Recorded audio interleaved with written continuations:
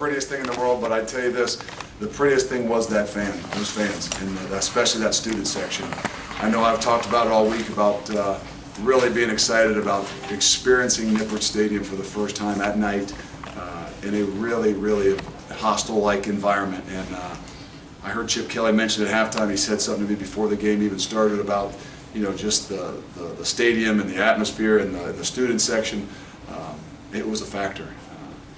They were a lot better. Maybe they were a little cleaner than we were. I'm not sure exactly what they were saying, but I'm sure they may have done a little bit of a better job. But all in all, I think that what you saw from us was who we really are. You know, a team that can fight it out, grind it out, and find a way to be successful. And I think the greatest epitome of that might just be that play right before half. To see Josiah DeGar run 60-so yards, never give up. Get a guy down and give us an opportunity to not lose complete momentum of the entire game. That's what we pride ourselves on. Questions? How much of a statement is that to the rest of the team for a senior captain to do that? It'll be the first play that we watch tomorrow as a team. And I know that Des won't want to watch it, some of those guys won't want to watch it, but the reality is, you know, it's how we learn from what effort and attitude really is. We talk about not letting a brother down. Just because throw a pick's not letting a brother down. But to see somebody go after it and do that, I think that's, you know, what we pride ourselves on, and we're going to have to continue it. And when you got a senior captain that is an example of it, we're going to use it. A lot of questions coming in on defense between the guys you lost and now some recent injuries. Picked up right where you left off, though, it seemed like. I'd like to say I knew that was going to happen. But I got to give them a lot of credit. I give Coach Freeman and that whole staff, Coach Sanuda, and all those guys a lot of credit for, as well as James Wiggins and Javon Hicks. I mean, I know I was down a bit there on Wednesday when we got the news on James, and you know, they didn't bat an eye. They kept battling. They prepared Javon. They prepared Kyrie McDonald. You know, we kind of had that idea. Hey, we're gonna play these guys. We didn't know we weren't going to play without one, but. You know, they had done a great job through camp, and it really showed out tonight. How big for Javon? Kind of a roller coaster of a game, but gets a fumble recovery, makes a big interception. And you know what? I mean, there's going to be a lot of plays we can get better at, but I tell you what, there's no greater thing than gaining confidence. And not just confidence from playing, but confidence from making some plays. Making mistakes, too. Making mistakes and overcoming mistakes, I think, is so huge. And his growth is going to be really high. And he's going to have to keep growing, and we're going to have that as expectations, but I was really happy to see it. Is there an What update? went in heating up their quarterback getting in the backfield? You know, I mean, we're played probably 11 guys up front, maybe 10, 11 guys for sure up front, and you know, we stopped blitzing really on a lot of the third downs because we just felt like those guys were starting to, you know, kind of wear on, you know, and it's always the name of the game. I mean, in different ways you got to try to affect the quarterback, whether it's coverage and moving around or finding ways to get to him and hit him. And by middle of the second quarter and into the second half, I think up front we found some ways, not just blitzing, but just those guys being relentless. It is tough because he can move, and he can make you look bad sometimes when you think you're free, and it can get frustrating. But those guys did an unbelievable job of continuing to stay under control, trying to keep him in the pocket, not losing a lot of the, you know, the edges and things that sometimes you want to do when you get in those situations. All the talk's been about Perry being healthy all camp, but I mean, to see him out there to look exactly like he did pre-injury. Yeah, because he did the flip and dropped the interception. Yeah, that reminds me a lot of what Perry would do. But no, Perry's been felt all through camp, and I think that's sometimes what I know I missed from him late in the year last year. And it's not just on Saturdays, it's not just on Thursday night, his play, but his energy every single day. He's just one of those guys that you got to have him, those energy givers. And he does it on game days, but he does it every single day. When the lights come on, he is ready to play. And it was exciting to have him back out there this year. Luke, I know you talked about last year, the plane ride back from the Rose Bowl, and just kind of how that set the tone of the season. Tonight's different. But how much can tonight really set the tone once again for the season? I mean, you got to start. You got to get some momentum and generate and create it. You know, we did it last year. We created incredible momentum, and we were able to weather some storms and things like that. And we carried it all through the off season. Starting a season is difficult. Right? said it on Tuesday at the press conference, and you just don't know. I mean, we weren't very clean. When you roll out there and you haven't, I mean, we went live twice off camp probably with the ones. And so the ball security and some of those things and the movements and, you know, is difficult. But to get this under your belt, I mean, there's going to be a lot of growth for a guy like Lorenz Metz who maybe, you know, jumped or nudged off sides 3 or 4 times. You know, it's tough and it's hard, and I know he's probably a little bit down, but the reality is there's no greater way to grow than in the heat of the fire. And he'll grow from that. Javon Hicks will grow.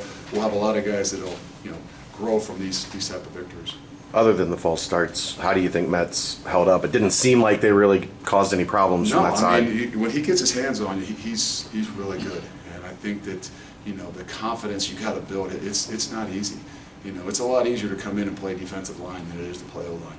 There's a lot more mental side of things on that offensive line, and so he has done a really, really good job. I know that, you know, he was a little nervous. I mean, I don't think he ate before the whole day, and you know, but I think he did one heck of a job, and I think he's going to continue to get better. Luke, the event obviously was a big deal. National TV, the raucous crowd, the whole nine. Was the University of Cincinnati beating UCLA again that big of a deal? Oh yeah, it is. I mean, for this program it is.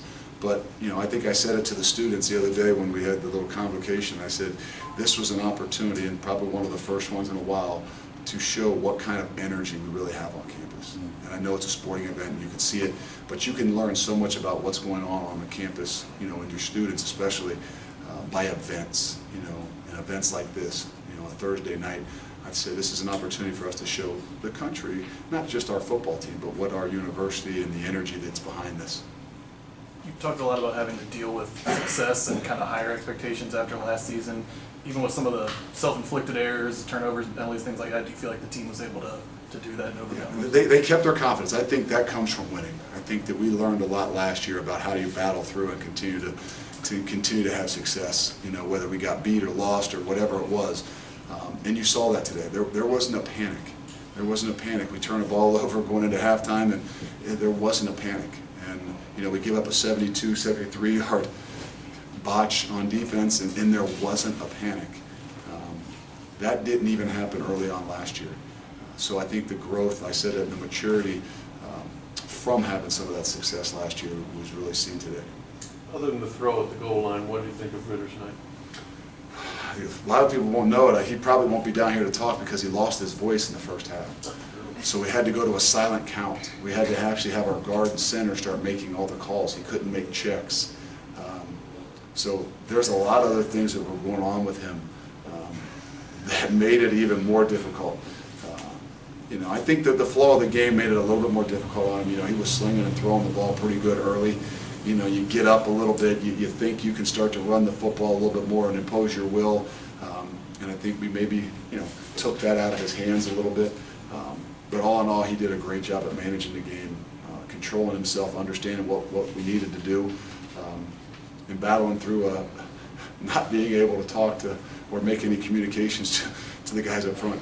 Was he sick, or was it just he lost his voice? No, I don't know. He just like just basically lost his voice. He couldn't. You know, that's why we were starting to have to. You know, that's why you saw the guard and center doing what they did. Hopefully, you know, by tomorrow morning he'll be fine. But it's just one of the. I don't know. We have no explanation, I guess. Warren got a little banged up at the end, but went back in. Dokes. He was dancing in the locker room afterwards. We can report that. Dokes seemed to go out though, and Yeah, I don't know what happened to him. I know that you know, he got banged up in the third quarter, I think. But hopefully he'll be okay.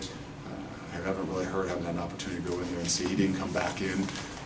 Obviously, Mike and Ryan Montgomery had to fill the role there for a while. Do you guys expect to get Wiggins back at any point this season? I don't think so. He is a freak, but I don't know how freaky he really is. And for the future of himself, I think that it'll just be great to have him back again next year. Before the game, Desmond Howard apparently said, "You've got UCLA tonight, then Ohio State. Win those and then run the table, and people will start talking about you." Got any reaction to that? I just go one at a time.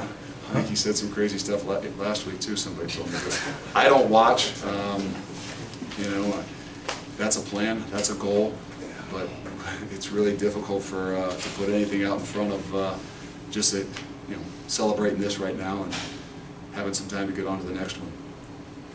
Luke, are you extra amped? I know it's early. I know you've got time. You have to go back to Columbus for that game already. I'm going to enjoy this one right now, and we've got some extra time, so it'll be good. That's what I told our guys. I don't want them to think about it. They actually have an opportunity to have, you know, 40 or so hours off that we didn't get after camp, you know, that you normally do having a Thursday night game. So they've got some time off here, and I want them to relax and not worry about that till we get rolling on Sunday. All good? All right, please, we're done. Thank you.